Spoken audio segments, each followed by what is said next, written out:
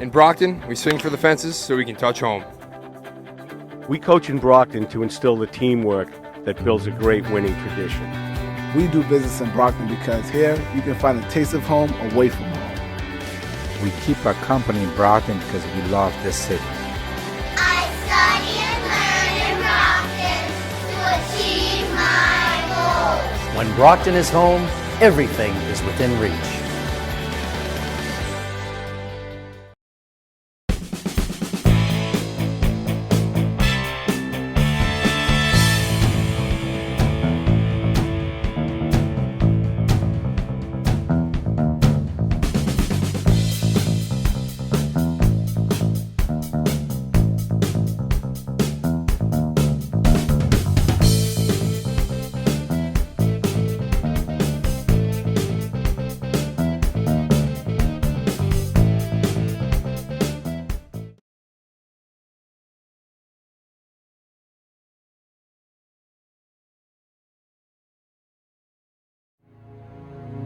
Champion plan, right off the bat, to me, it means I think of a new life. This isn't just a one encounter, they get you somewhere and then you're done with them. They stick with you.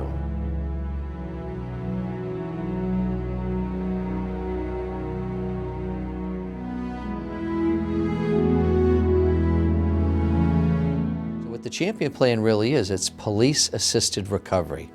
The idea is that anyone who's struggling with any form of addiction can walk into the police department and ask for help. Well, the process is very effective. When the person has their moment of clarity, they come into the station, which is a big step. That's a big first step. When they come into the lobby, they're identified, they're put into our computer, and then we have to run a warrant check. If they have a warrant, we have to arrest them, we bring them to court, and we've had 100% as of today that come back to join the Champion program after they clear their warrant. Okay, so what we're gonna do is we're gonna run your name, okay? Make sure everything is clear, make sure there aren't any warrants, okay? Once that clears, I'll put in a call and we will give them a call. They'll come pick you up within 15 minutes or so, okay? Also, I need to let you know we have to pat frisk you just for their safety, okay? All right, so have a seat for a minute, okay? If they're okay with warrants, then we do a Corey check on them. If they clear the Corey with the parameters we have on that, then they're accepted into the Champion plan. We call over to our partners, and a Champion will come over, one or two, and they escort them to the program.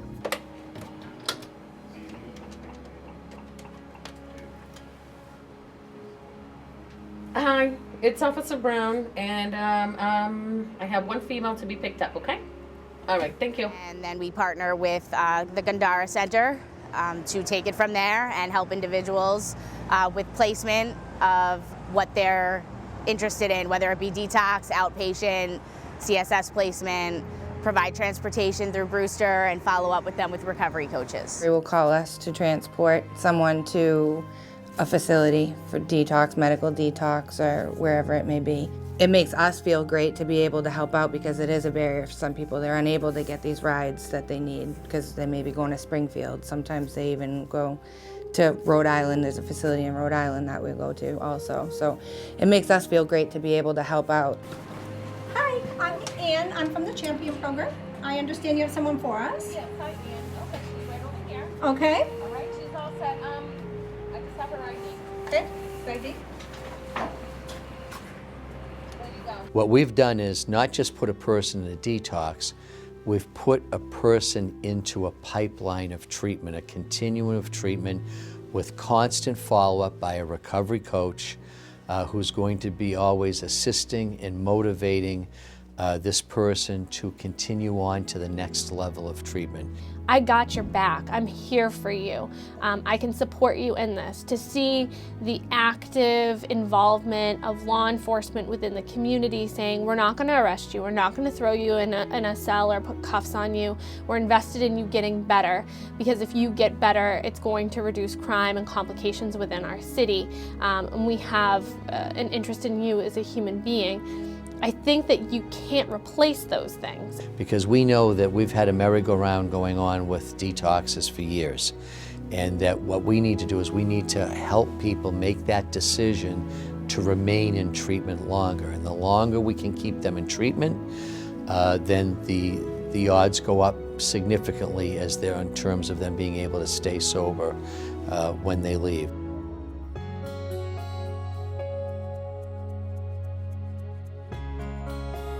I think the most wonderful thing about the program is the number of people that they've been able to help in such a short amount of time. In just 10 months in 2016, they served almost 300 people, and many of those people multiple times. And I think one of the things that they're proudest of, and I think is a huge success for them, is that 13% of those people, this was the first time that they had access treatment services. So this is the first time they tried to get help, and they came to the Champion Plan for that help. We would argue that the Champion Plan is really at the cutting edge of policing. The Brockton Police Department is in a true partnership with the treatment community. Police traditionally address issues of the drug problem by attempting to arrest their way out of a problem. We know with pretty well documented evidence that there's limits to the arrest response. Most of the clients that they receive or treat, 87% of them are going into a detox program, and they're transported right to that program. The Champion Plan, the wait time between a client entering the program and the Champion Plan staff finding a treatment bed for them is less than 2 hours. So it is really about spending a little bit of money on the front end of a problem in order to prevent the further escalation of a problem.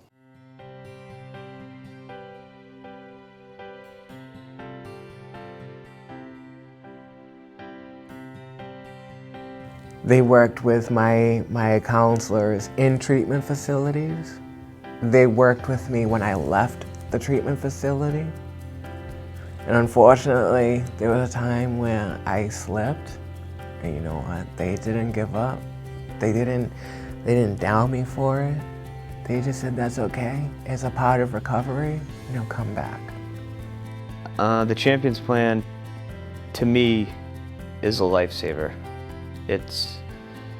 I can't even describe how grateful I am for the Champions Plan. It 100% saved my life. A lot of people, say that, throw that around, but I am 100% positive that I wouldn't be here without the Champions Plan. You cannot, I don't care what anybody says, you cannot do this by yourself.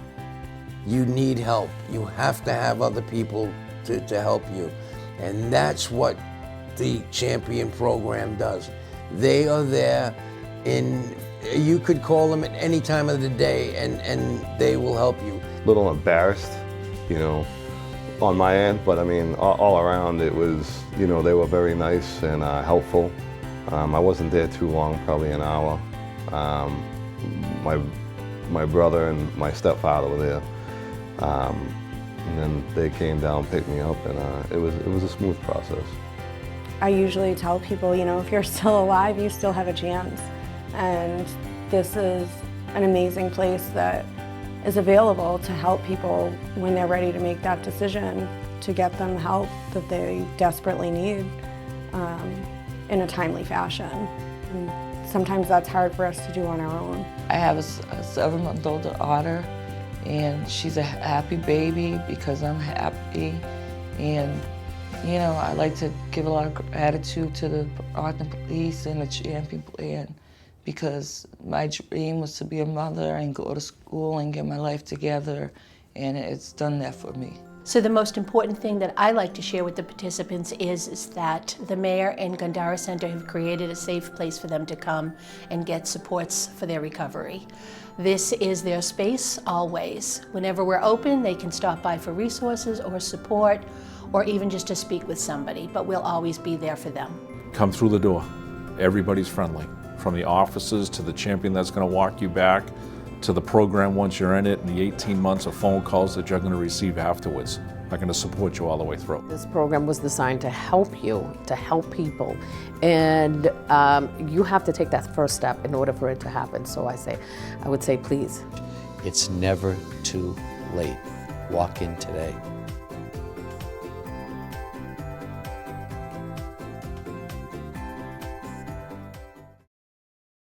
So ladies and gentlemen, we're going to just, for 1 minute, the Lieutenant Governor happened to be in the city.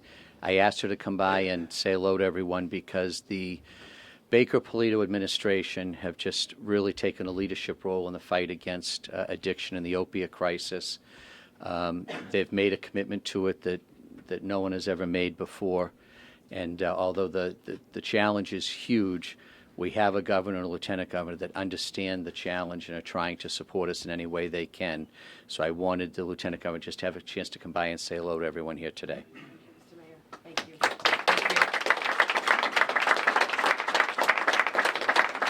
Thank you.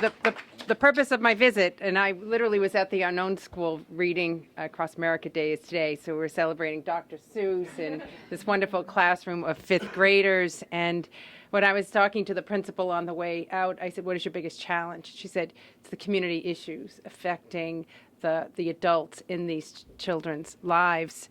When these kids come to school, although they appear dressed, their minds are focused on many other things that are distracting them from learning. And so the work that you're doing here is incredibly important to stabilizing these children's lives, to bringing more hope and opportunity to them and to this community, stabilizing this community and bringing more hope and opportunity to all who live here. Many are longtime residents and families, and many come to this City of Champions for services, for opportunity to work, and to be part of an incredible community. I want to thank the mayor for his leadership.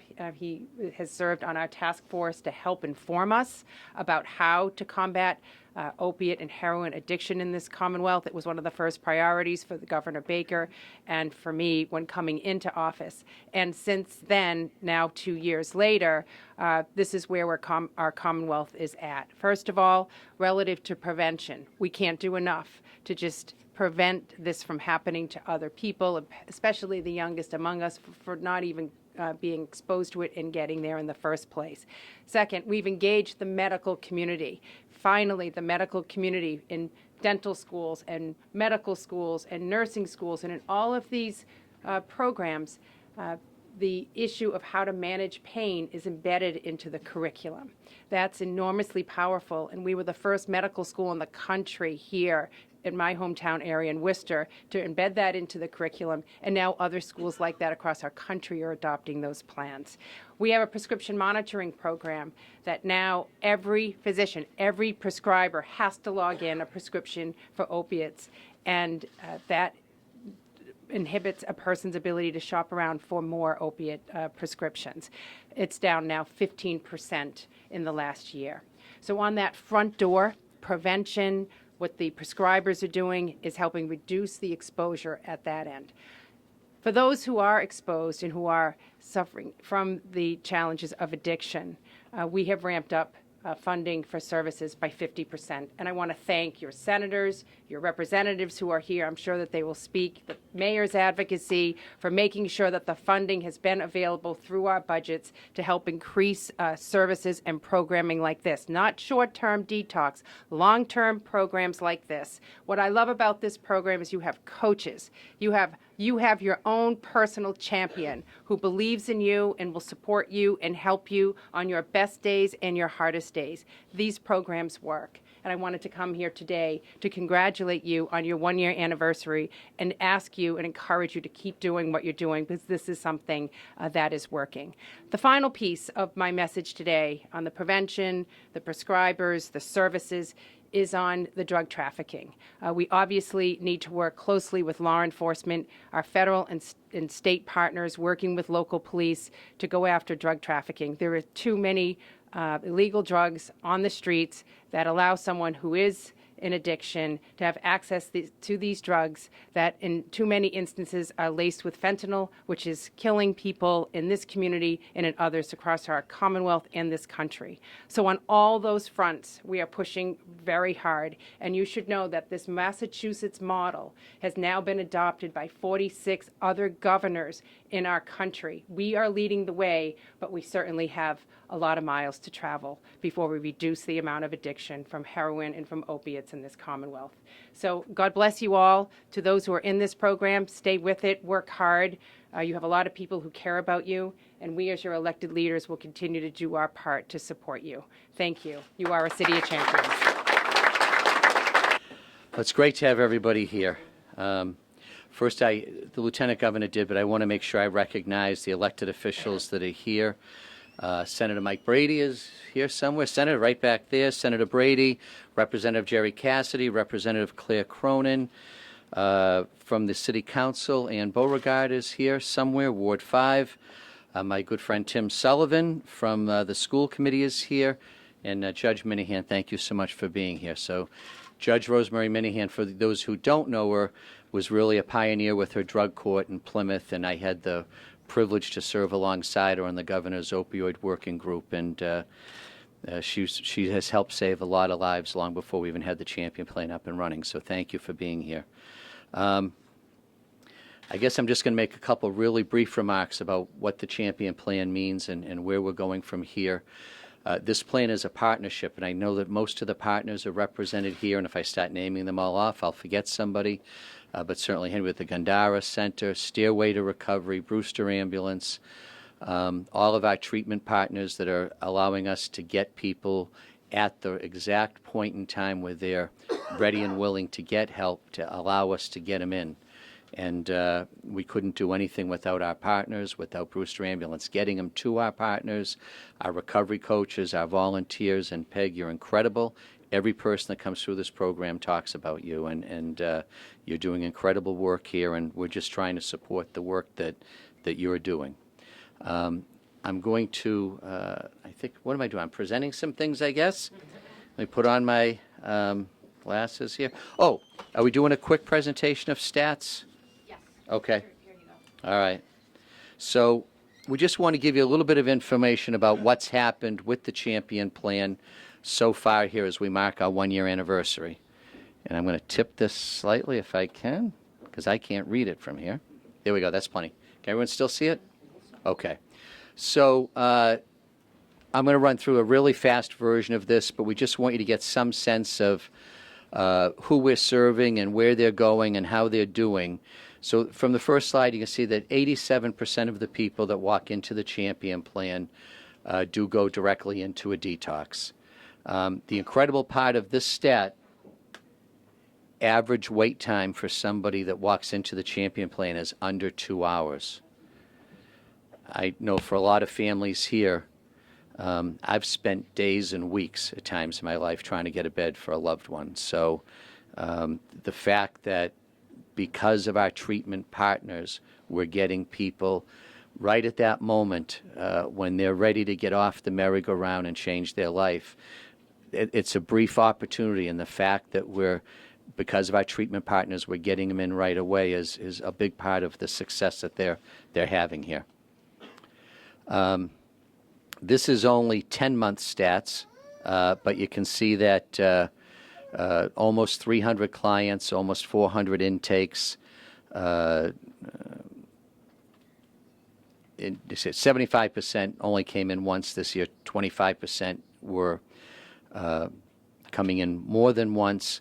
The interesting part of that is people that don't understand that will sometimes say, oh, well, you've had some people come in a second or a third time.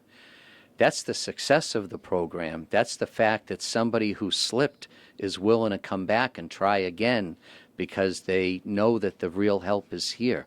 So that's a positive. We'll keep going. The age group is interesting. That's okay. Almost half, 45%, between the ages of 25 and 34. And why is that so critical? I think on one end, it's the age that some folks, depending on what age they started at, are reaching that point in their life that they're ready to make a change. What's also important to me about that is I go to a lot of wakes and funerals. I went to 3 last weekend. One weekend, 3 overdose funerals.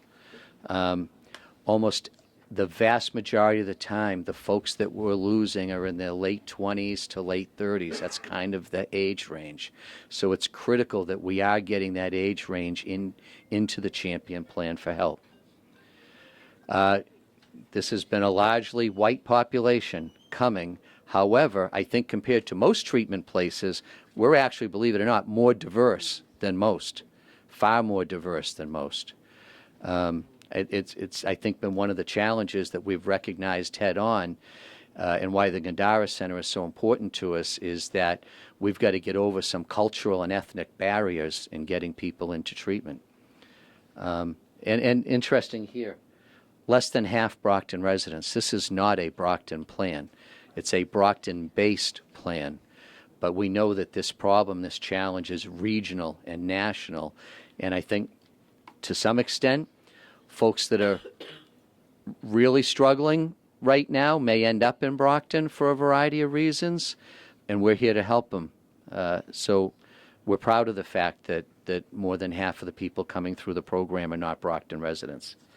An overwhelming common denominator is homelessness. When we look at our chronically homeless population in Brockton today, if there's one overriding common denominator, it's a substance abuse disorder. And so, just from my experience, some of the folks that have come in from the homeless population and walked in to get treatment and they're not homeless today, many of them were in situations that they've been struggling for a while, and their own family and friends have already given up on them. And we're here to help people who everyone else in their life has already given up on. We're here to give them another chance, and that's really important. 3/4 of the folks that have come through have either overdosed themselves or been present for an overdose. We have a lot of parents. One of the things I learned serving on the Governor's Opioid Working Group is I became much more sensitive to the impact on children that this crisis is having. There's a lot of grandparents raising grandchildren. There are a lot of kids that are being traumatized, exposed, and seeing things that they should never be dealing with at the age that they're at because they've got parents or loved ones that are struggling with addiction. And clearly, the other common denominator is dual diagnosis with a mental health issue. We talk about heroin and opiates, and clearly, if you put the opiates together there, it's over 50% of the folks that's the addiction that we're struggling with. But it's not just that, and I think it's one of the misconceptions of the Champion Plan is that this is only for people struggling. No. Alcohol to heroin and everything in between. Anyone who's struggling with any type of addiction is welcome here to get help. The follow-up piece is really important. And I think without getting buried in the numbers, the Lieutenant Governor alluded to it, it's the fact, the recovery coaches piece of what we're doing here. It's what's different from this and a couple of the other police-assisted recovery programs, is that our goal is not to get a person into a detox. Our goal is to help a person commit to long-term treatment and to remain sober for a period of time. And so the fact that we have recovery coaches that at regular intervals are following up with our clients, continuing to motivate them and support them and encourage them to continue with their sobriety and their treatment. I think it's one of the things that really sets Champion Plan apart. Go ahead. Exit survey. I'll summarize this in my own words. Over 90% of the people that come through feel they were treated with respect and courtesy. And I know I've got a few law enforcement people here today. One of the things that I didn't really think too much about before we started the Champion Plan, but I think a lot about nowadays, is how this program is changing perceptions. I know that just since I became mayor a little over 3 years ago, our police officers' perception of people struggling with addiction has changed. I think it began with when police officers began carrying Narcan, because it's awfully tough to save someone's life and then not care about what happens to them afterwards. But I know that it's changed the view of law enforcement in terms of individuals that are struggling with addiction. And believe me, we're still arresting drug dealers and drug traffickers. But people struggling with addiction, we're trying to get them into an ambulance, not a cruiser. And I think that the perception of police officers has changed. But also, folks coming in the program, their perception changes also. Because most people struggling with addiction have had some sort of negative experience with the police at some point in their life. And it's just the reality. You know, we do things we never thought we'd do because our life's been taken over by a drug. And the fact is, to convince folks that have had this experience to actually walk into a police station on their own is a big change in perception. So I really do think some of this is transitional in terms of how we all see each other.